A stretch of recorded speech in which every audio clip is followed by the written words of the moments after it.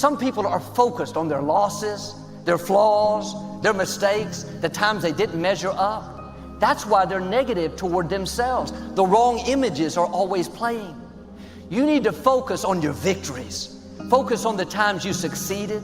You resisted the temptation. You were disciplined. You felt like telling them off, but you bit your tongue. You went the extra mile at work. You excelled in that presentation. Don't let the negative take up the most space. You can't become who you're created to be if you're negative towards yourself. And yes, there are forces trying to stop us, but I wonder if you are your enemy. Circumstances may be against you. People will come against you. You can overcome those things. The problem is if you are against you. If you're negative towards yourself, that can keep you from your destiny. The biggest poison in us is regret. Bad decisions, hasty decisions, too fast, and affects the next 20 years of your life because you made the wrong decision. What makes us make these fast decisions? Fear? Let the fear of regret fuel you to take action today, now. Hurt people will go above and beyond to hurt people. Insecure people will go out of their way to create insecurities. Dysfunctional people will take a peaceful, happy, and beautiful situation and figure out a way to create dysfunction where there is none. What we should do when somebody does us wrong, forgive them and let it drop. Leave it and let it go. Be the best. Lifelong personal development requires tremendous dedication, discipline, and willpower. It is often the case that we know what we need to do, but we lack the courage to take the risks. Instead, we make excuses for inaction. When people can walk away from you, let them walk. When people can walk away from you, let them walk. The great thing about excuses is that no matter what happens, excuses are always there waiting to be used. But the downside of excuses is that nobody really believes it. If you make excuses, they're going to know it and they're going to think less of you. But if you refuse to rely on excuses, people are going to know that too, and they'll admire you for it. Maybe somebody's talking about you, trying to make you look bad. You could easily be upset, offended, try to pay them back. Why don't you try a different approach? Drop it, leave it, and let it go. You need large amounts of self-discipline to deal courageously with all the fear-inducing events of your life. Courage is rightly considered the foremost of the virtues, for upon it all others depend. Often, fear is necessary to preserve life, prevent injury, and guard against financial mistakes. I don't want you to try to talk another person into staying with you, loving you, calling you, caring about you, coming to see you, staying attached to you. I mean, hang up the phone. When people can walk away from you, let them walk. If you ask people what they regret, especially as they get older, what they generally report is things not done. So they don't regret so much mistakes they've made, although of course people obviously regret mistakes they've made as well. So they don't exactly regret sins of commission, right? Errors that they've actively made. They torment themselves for opportunities that had presented themselves that they did not, let's say, exploit or engage in. The regret we feel for things that we've done, though intense, only lasts a short period of time. But the regret that we feel for things that we missed out on, that can extend throughout a lifetime. Because most of us are scared, and we choose to lead an easy life. And by doing so, we start to rack up those regrets. But there is a solution. You have to be willing to be bold. You have a great life in front of you, but your great life is in front of you. It's not behind you.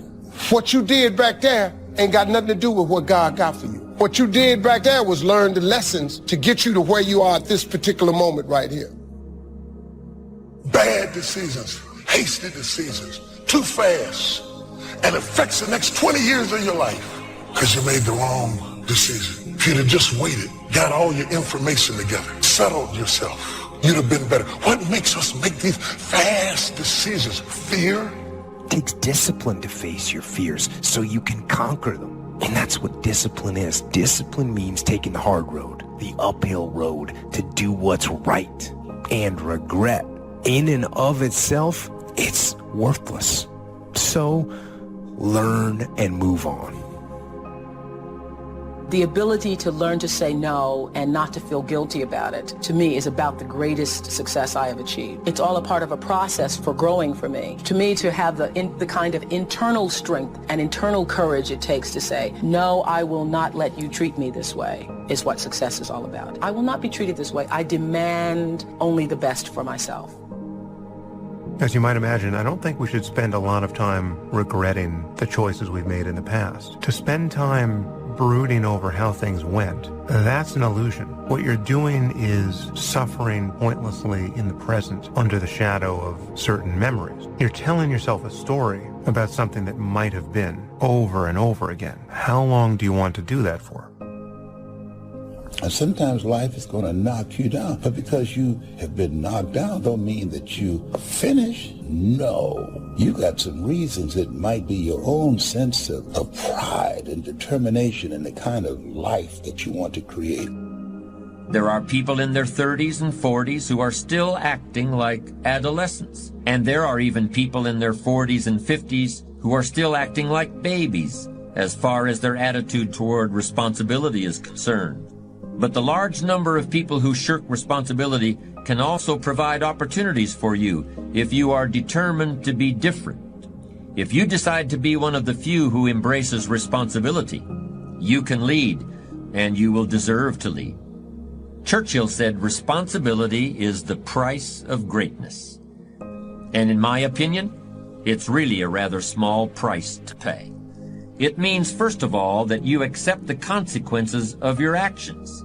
Responsibility means you look to yourself as the source of everything that happens to you. It means that you assume command, regardless of the hardships you may have undergone early in life, or the dozens of people who may have failed to understand you. I'm saying that regardless of the presence of those negative influences in your life, the best thing you can do, the strongest thing, the most empowering thing, and ultimately the wisest thing, is to accept responsibility for your own destiny, plain and simple. If you have enough reasons, you can do the most incredible things. Here's what you might be lacking: a long enough list of reasons. Reasons that drive you, reasons that get you up a little extra early, reasons that keep you up a little extra late. That's what makes the difference. You should always make decisions with your heart and soul. You can use your brain for math, but when it comes to the actual feel of the decision, you always want to go inward and check it against your heart and soul. Here's the simple test. Does the decision that you're about to make expand you, expand your future, or expand the possibilities of your life? If the answer is yes, then the decision is yes, no matter how terrifying it is. Other than death, all failure is psychological. Other than death, all failure is psychological. Does not mean that you won't lose some battles, because you will. We all will. But it does mean that as long as you don't surrender, as long as you don't quit, then you haven't failed. Here are some action exercises that you can do. Make a decision today to invest in yourself and getting better, as if your future depends on it, because it does. Identify the most important skills you have that determine the quality and quantity of results you get at your work, and make a plan to get better in each one. Set excellent performance in your work as a goal, and then determine exactly what you will need to do every day to join the top 20% or better in your field.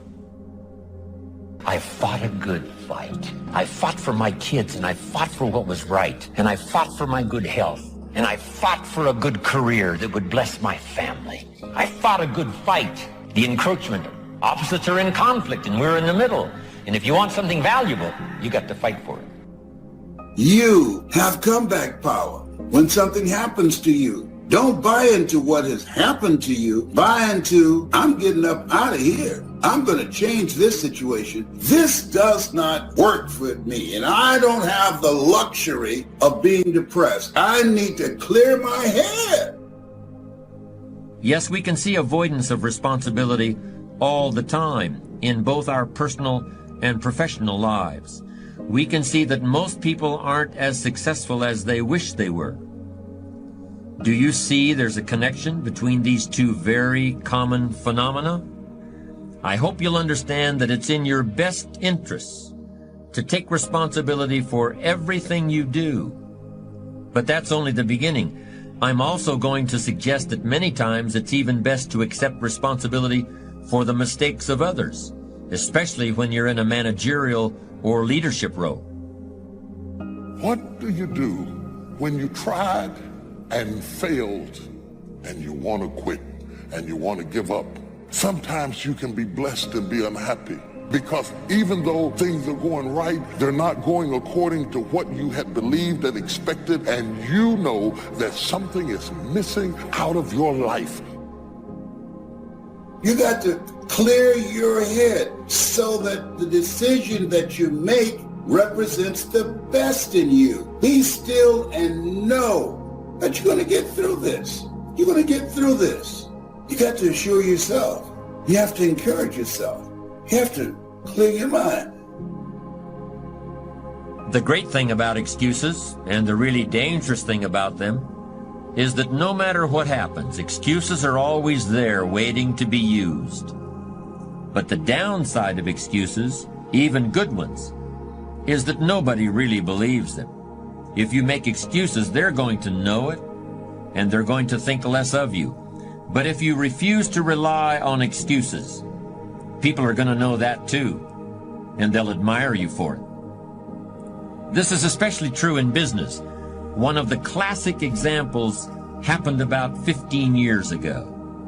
A widely advertised healthcare product from a leading manufacturer was shown to be unsafe, and the company responded by pulling every single box off the shelves at a cost of millions of dollars. Was the company destroyed? Hardly. If they had done anything else, there would have been a tremendous loss of confidence. Instead, there was honest acceptance of responsibility for a mistake.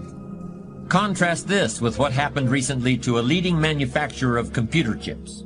When a new microprocessor didn't perform up to expectations, the company made excuses. It was a minor problem, something that would crop up once in a lifetime, and so forth. Were these excuses valid? Maybe, maybe not. But it doesn't really matter, does it? So many people use excuses, but nobody really buys them. Weeping may endure for a night, but joy comes in the morning. Your story doesn't end in the night. The night is temporary. Don't get discouraged. It's just a night season. It's not permanent. It's not how your story ends. You may not see anything happening. Keep moving forward in faith. Keep believing. It's just a matter of time before the morning breaks forth. That accepting responsibility is one of the highest forms of human maturity. To put yourself on the line, a willingness to be accountable, is really the defining characteristic of adulthood. Anyone who has raised children knows how true this is. Just look at a baby during the first few years of life. Every facial expression, every tentative word has one message for the baby's parents. I am totally dependent on you. I can't be held responsible for the consequences. I can't do anything for myself even if I try. After all, I'm just a baby. 10 or 12 years later, of course, as the boy or girl enters adolescence, this message to the parents will be very different. It will sound something like this: I want to be totally independent. Why don't you just leave me alone? I don't want to do anything but think about myself. I certainly don't want to accept any responsibility. It's only when we're at last grown up that the first two messages, I'm totally independent of you and I'm totally dependent on you, finally turn into you can depend on me, which is the truly adult outlook. The night seasons are not the end. The bad breaks, the disappointments, that's simply another step on the way to your destiny. But let me tell you what ought to cause great joy to come to your life is if you'd stop comparing yourself to other people and you would just remember where you came from and remember where you started. You're doing more. You're seeing more. You're achieving more. But if you start comparing yourself with someone else, you can get discouraged because they're doing more maybe than you're doing. Sooner or later, all of us face situations in which we must decide whether to accept responsibility for a problem or look for ways to avoid responsibility. Let's look at the various options and decisions that are now open to you. First, there's the role played by intention. In other words, was the outcome of your action what you intended it to be? And if it was not, should you still accept responsibility for that outcome? This is a very serious issue in the way we think about responsibility. In many areas of criminal law, for instance, the intention to commit a crime must be present in order for the accused to be held criminally responsible. This intention is something quite different from mere negligence.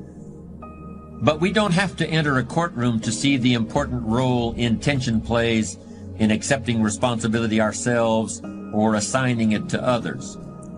Don't you remember when you were a kid and you left the screen door open so that the cat ran outside and was lost all afternoon? What did you say to avoid responsibility?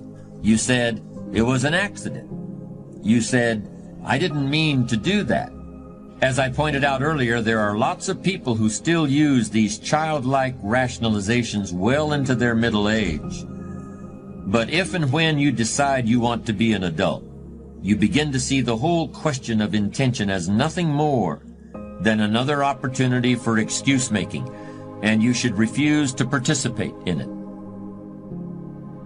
If you get beat, unless you're dead, you are not defeated, and you have not failed. What you've done is you've learned, you've gained experience, and you're still alive. So get up and go get after it. My glory doesn't happen in front of a crowd. It doesn't happen in a stadium or on a stage. There are no medals handed out. It happens in the darkness of the early morning, in solitude, where I try, and I try, and I try again, with everything I have to be the best that I can possibly be, better than I was yesterday. Better than people thought I could be, better than I thought I could be. Then claim one victory that no one can ever take away from me, ever.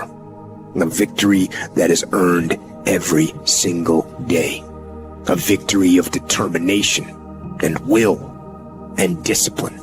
A victory achieved because I will not stop. It's the character of who you are.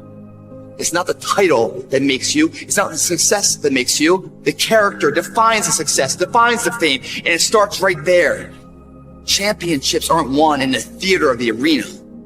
They're won in the thousands of hours in the training room, in the labs, in the 5 a.m. runs, and when it's raining, when everyone else is sleeping. That's when it's won. How you hold yourself in the small things of life. Build the character winning blocks of the things that we'll remember for. Do the job right or don't do it at all. That's the same person who has his hand raised on the podium one day.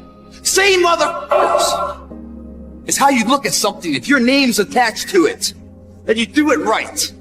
The best of your ability every single time. Some of y'all so caught up on the game that you don't get it. It is in practicing. It is in eating right. It is in making good decisions that you look a certain way. It is how you practice. It is what you do that makes you look like you look. It is the process of the grind that shapes you and forms you. It's not the game. And that's why most of y'all get beat in the game or make mistakes in the game, because you think grinding is what happens when the sun comes out. You think grinding is what happens when the lights come on. You think grinding is what happens when people get in the stage. That's not grind. The real grind is in the dark when nobody sees you, when nobody knows what you're doing, when you studying without coach, when you putting in those extra reps, when you watching those videos and you getting inspired, when you change your music, It's the process that makes you sweet. And the problem with some of y'all is you want somebody else to support your dream. It's yours. If you wanted to have it, get your butt up and make it happen. If you wanted to have it, rise and grind. Because it's my time. Tomorrow. Ain't no such thing as tomorrow. We only got today. It begins right now with no one looking, man. How you hold yourself, how you see yourself. What do you do when no one's watching? If you do it then, I guarantee you, you'll be doing it when everyone's watching.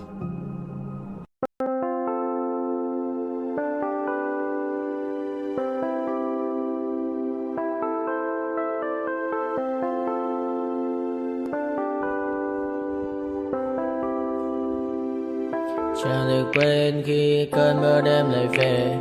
Em đã quên lời thề và ta như đông chìm sâu. Không còn mơ em anh nhạt màu. Em chỉ cần mơ đâu em ai. Chỉ còn là những cơn mưa vô giá. Cho bên mơ em không mơ ai. Anh vẫn đang mơ. Chỉ cần bên em không được còn nhớ. Và chỉ có em không còn nhớ. Và người ta bên nhau như ngã tớ. Muốn nhớ về say em chỉ có mấy em ở đây. Và anh như muốn chết đi nhưng không muốn em mơ mày. Tình yêu làm cho ta đau đầu. Không em như mà mơ mộng. Anh như nếu mong cầu. Và mưa bên em ngủ sầu. Chắc có mà mai mà mơ. Chỉ có bên em nhưng là khó mơ. Mà đang dài em một bên ai. Anh không mong gì hơn. Chỉ mong em sẽ ở đây ôm anh thật gần. Anh chỉ mong đôi ta được có nhau. Mà đừng em đâu anh có em. Một đêm bên anh có em. Ta sẽ trao nhau môi hôn thật sâu. Ôm anh cứ mưa bằng ngâu. Và em chỉ nằm đâu. Anh không muốn em ở đâu đâu. Một cơn gió thứ anh không mơ cầu. Mà gặp đôi anh mà bên nhà. Anh chỉ là my friend nhà. Em quên đi bao lời hứa. Quên đi cần ngày xưa. Anh như là muốn nữa. Em không còn chưa. Mà đưa đêm ở đêm. Anh như một đôi đi bằng kem. Không như là ba trên thêm. Cho em nhiều hơn như là kem. Chỉ cần là mưa thôi. Em chỉ cần là mưa thôi. Còn ai sẽ là nắng rồi. Em chỉ cần là mưa thôi. Cho anh ngồi êm trôi. Cho anh được ôm em khi trời nắng. Và ôm em khi trời mưa. Và có anh có mặt trời. Em như là cuộc đời. Có được nhau là gặp thời. Không cần mưa để mất lời. Anh muốn em mau về đây để cơn mưa ngừng trôi. Anh muốn em là cuộc đời trong mưa mời. Bao con đoán như sự trên đời. Anh chỉ mong muốn có em bên người. Không muốn được mơ mơ. Chỉ cần mơ say. Em nên làm con tim bút sầu. Đừng làm con tim để âu đầu. Yêu em chẳng em mà mong cầu. Chỉ muốn có em ở trong đầu. Anh không.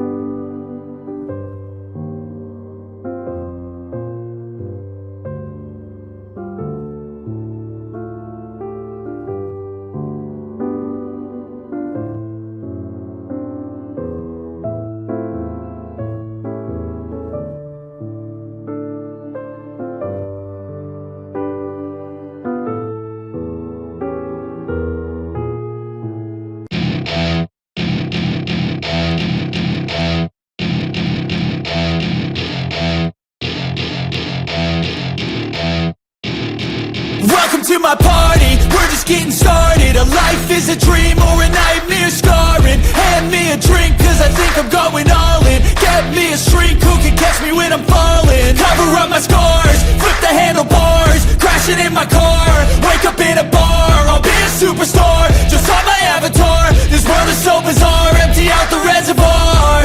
Yeah, I'm taking 6 shots, yeah, straight to the face. And I wanna get lost, I'm sick of this place. Don't know how to stop when I'm feeling this way. So I'm taking 6 shots till I'm feeling okay. I think I'm going crazy, don't think I'll get on safe. So I'm taking 6 shots all straight to the face. I'm taking 6 shots, are you coming with me? I'm taking 6 shots, yeah, straight to the face. And I wanna get lost, I'm sick of this place. Don't know how to stop when I'm feeling this way. So I'm taking 6 shots till I'm feeling okay. I think I'm going crazy, don't think I'll get on safe. So I'm taking 6 shots all straight to the face. I'm taking 6 shots, are you coming with me? Sometimes you need to let loose, grab juice, get goose, tattoos, taboos, get screwed. Loosen up, buttercup, all those hate comments will never make you feel enough. We're all adequate graduates, heart full of calluses, but we know calculus. Damn, ain't that fabulous? Can't wait to apply all those mathematicus. But we can't get a job that pays us enough. I'm about to pop off. Fuck you, you're lost. We all know that we never really want a boss. So I'ma do what I want to, something I can't undo.